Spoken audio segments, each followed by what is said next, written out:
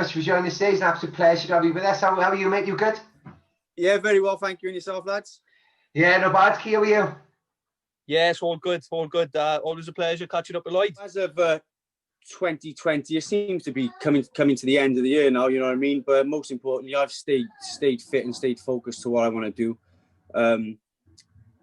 Again, it's learned me a lot, you know what I mean? Because in 7 months, I had 4 fights, so it showed I'm active, but I haven't stopped since I boxed February. I haven't stopped really. I've stayed in the gym. I've tipped over.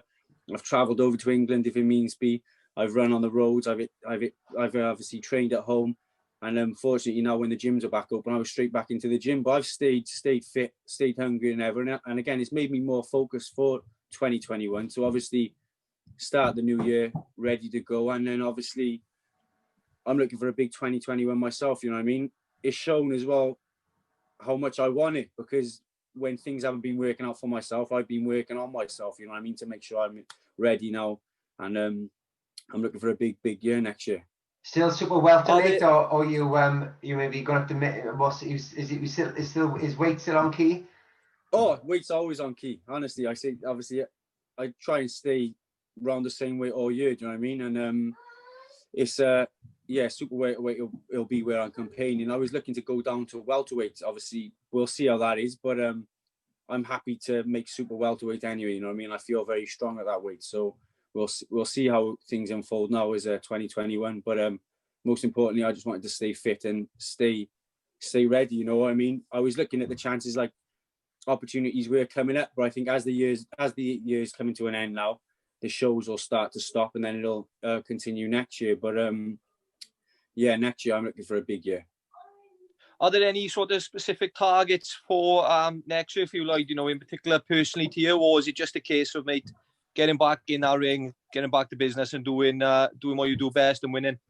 Well, I set myself a goal to obviously be in contention for the Welsh title and win it by 2021. Obviously, that was out of my hands, you know what I mean? All I got to do is, obviously due to COVID, that's out of my hands, but all I got to do is stay in the gym, continue to learn, and just get back into the ring, you know what I mean? And obviously get a fight into my belt and go from there. But again, next year I want to be winning a Welsh title and building from there, you know what I mean? I've taken, like you say, the remainder of the year since February just to work on myself and prepare myself for 2021. So yeah, although there haven't been any fights, I've stayed in the gym, I've stayed fit, and I'm looking to just continue to win.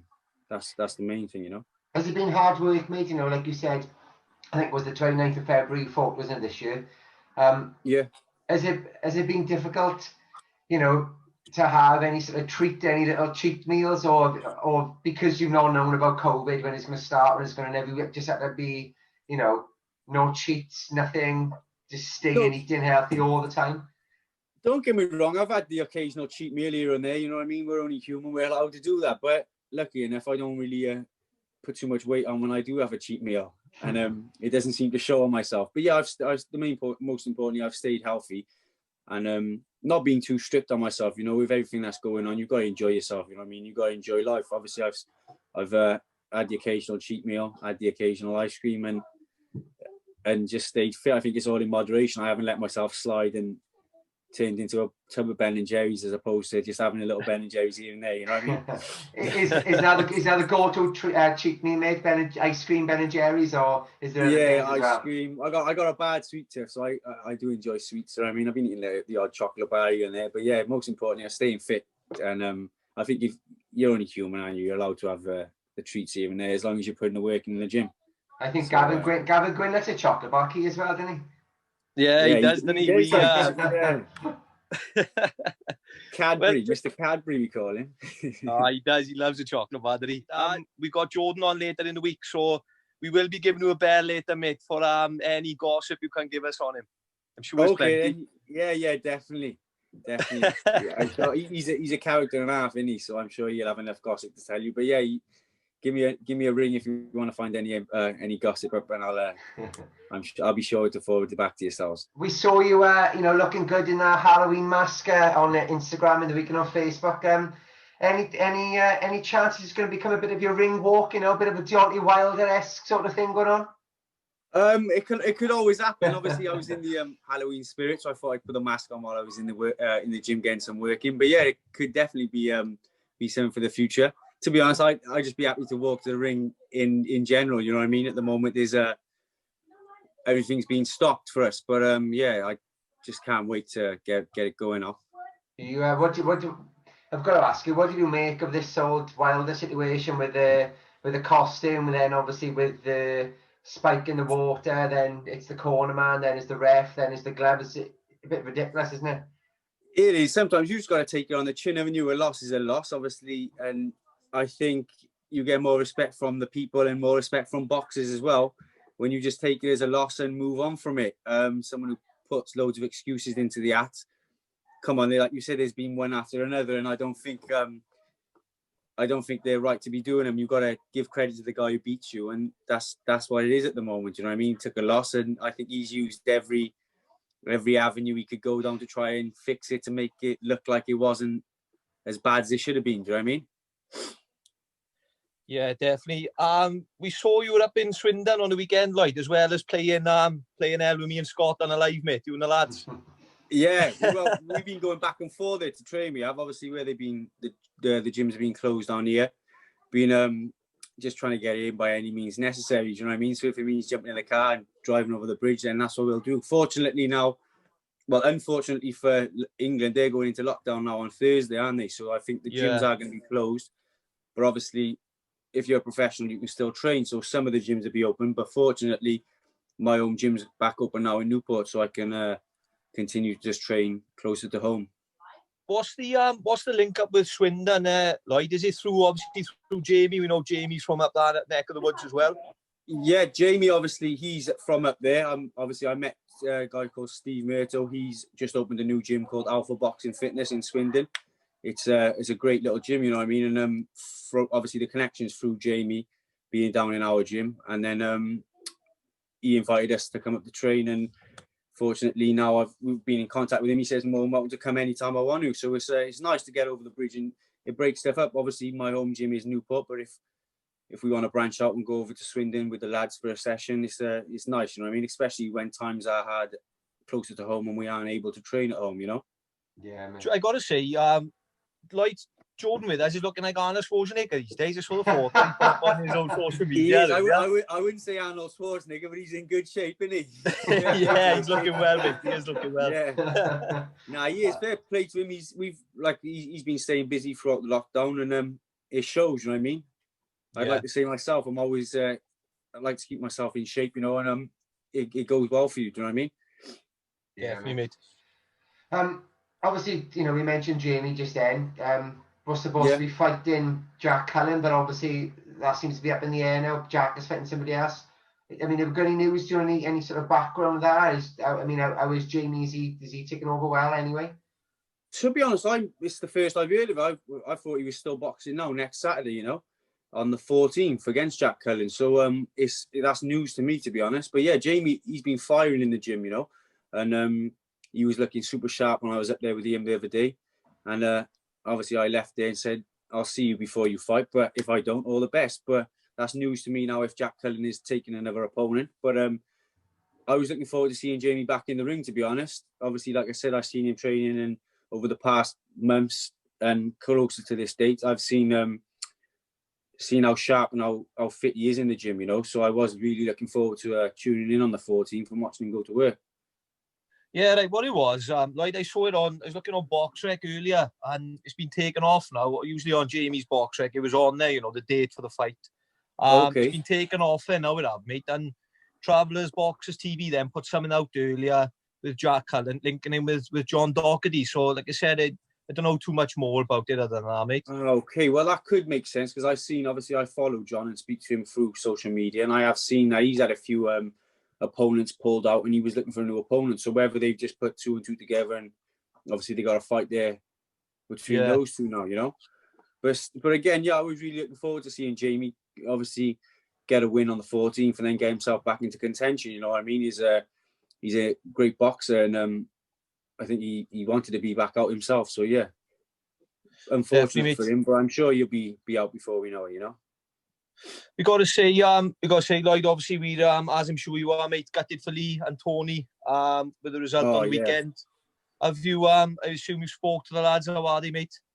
Yeah, of course. I speak to Lee. I spoke to him the morning. I've been speaking to him all week. You know, he's a good friend of mine and someone I look up to a lot. But I spoke to him leading up to the fight. He was great. Spoke to him before he had his check weigh-in. Sorry, he was great. And I texted him then the morning after the fight, and obviously he said, not just saying it because you're my mate, I think you've won the fight. And going back to show, he was controlling it with a jab, and I don't think Kambosos did as much as what the commentators were claiming he done, you know. And again, I'm not saying that because he's a good friend of mine or he trains in the same gym as me, but it was a funny fight to call, you know. And I do think he did get a win, to be honest. And unfortunately, again, sometimes it doesn't always go your way. But I spoke to him; he seems okay, you know. I think he was tucking into some cheesecake not long after I got the phone to him, which I know he does enjoy to do. And I think we're all training tomorrow, actually, back in Swindon. So he's straight back on the horse, you know. And I'm sure he'll be looking to get another fight in soon.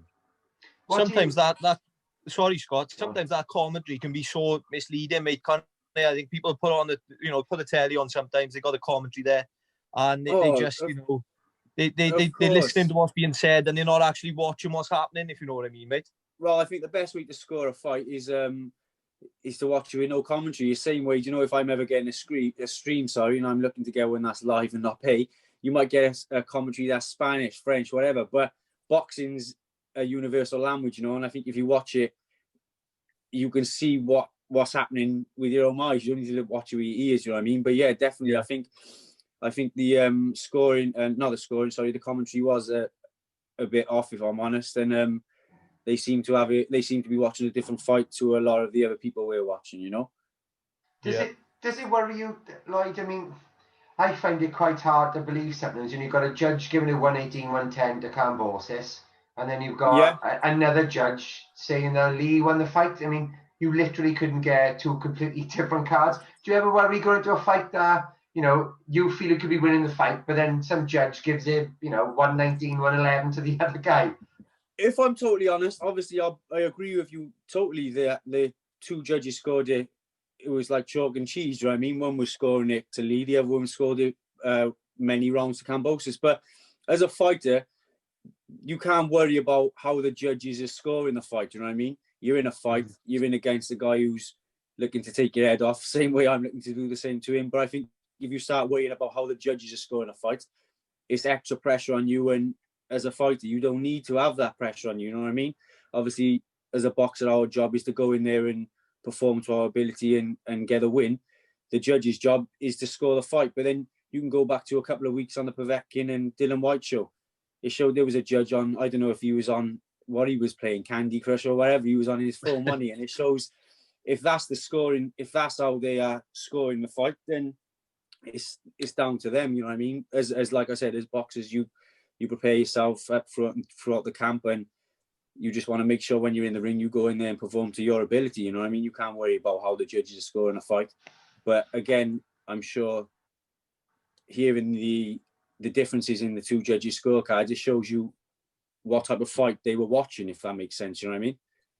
Yeah. I mean, obviously now Lee won't be, unfortunately, mandatory to Teo Lopez, Lloyd, but I mean, you're in and around him every single day in the gym. Tell us about his character. Are you confident he bounces back and comes again, mate?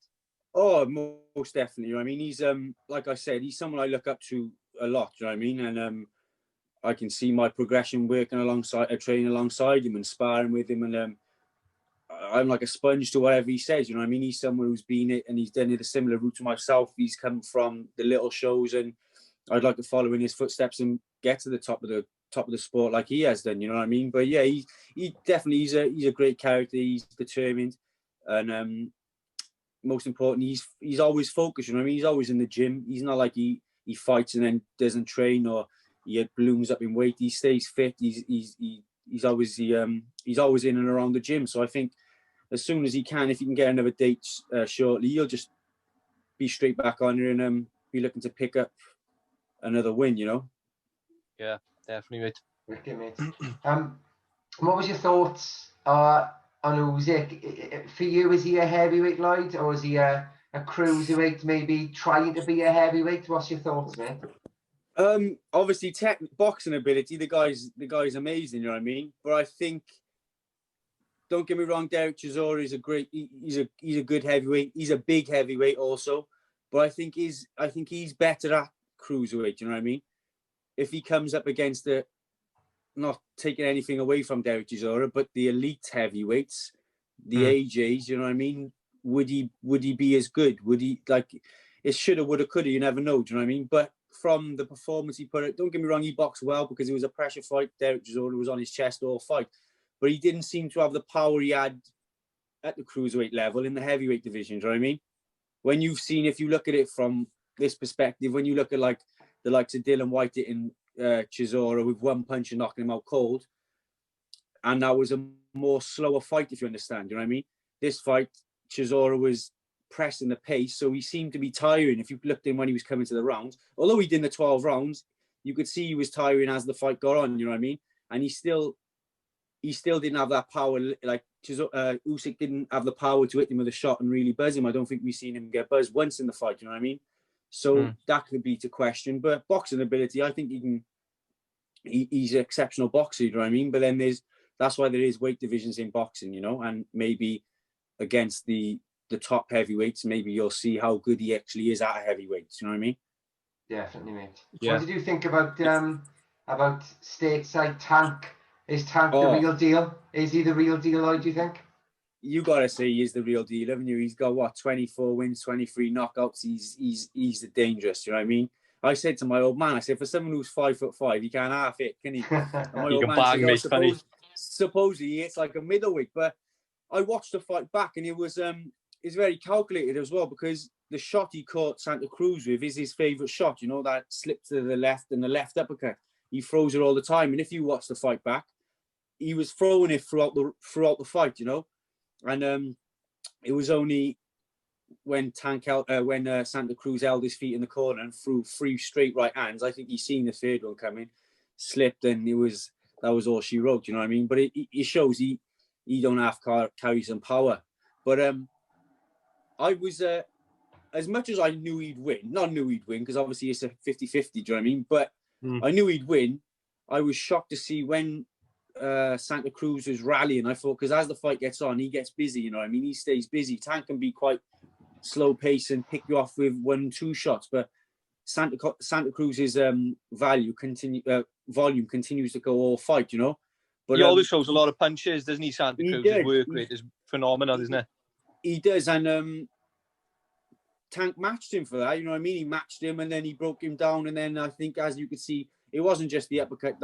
Obviously, that was the finishing blow, but you could see he was catching him with shots leading up to that, and they were taking his toll, you know what I mean? And then when he swung that, I think if he hit a mule with that, he would have knocked it out. The power he generated, you know what I mean? But it was a hell of a punch, yeah. While we're on the subject, Lloyd, I've got to ask you, we put a little video up yesterday running alongside each other. Obviously, Tank's knockout on the weekend, and Povetkin's against White. Which of the two is the better for you, mate, and why? I think you've got to go for Tank, haven't you? Don't get me wrong, Povetkin's was a great knockout, but it was just the Tank's was a big shock, you know. Well, Lloyd, just on behalf of Scott, myself, and Southwest Boxing Media, it's always a pleasure speaking to you, mate, and thank you very much for your time. That's fine. Thank you very much for having me on, lad. It's nice to obviously continue interacting with you guys, although there's been no fights, and 2020 has been a bit stop and start for all boxers, you know. Well, not for all, for myself and for a lot of the other boxers, but it's nice for me to be able to hear myself and just to keep everyone updated that I am in the gym, I'm staying ready, and look out 2021, I'm looking for a big year. That Welsh title, mate, yeah? What's that, sorry? That Welsh title's coming home in 2021, yeah? Yeah, 2021, and we'll just build from there. Obviously, that's one of my goals, and then we'll just continue to tick off the boxes and tick off the goals I've set for myself. But yeah, 2021, you'll see me with the Welsh title. Oh, wicked, mate. Right. Looking forward to it, Lloyd. Catch up with you soon, mate. All the best, buddy.